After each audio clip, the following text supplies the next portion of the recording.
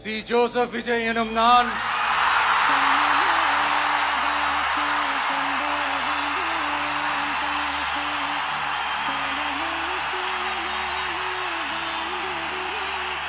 சட்டப்படி அமைக்கப்பெற்ற இந்திய அரசியல் அமைப்பின்பால்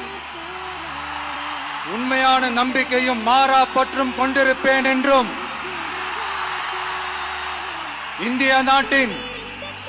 ஒப்பில்லாத முழு முதல் ஆட்சியையும் ஒருமையையும் நிலை நிறுத்துவேன் என்றும்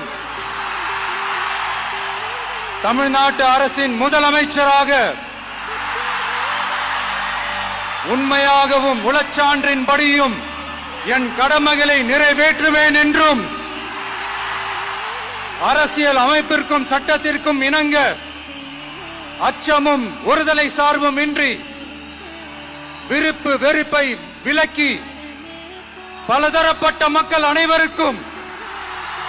நேர்மையானதை செய்வேன் என்றும் ஆண்டவன் மீது ஆணையிட்டு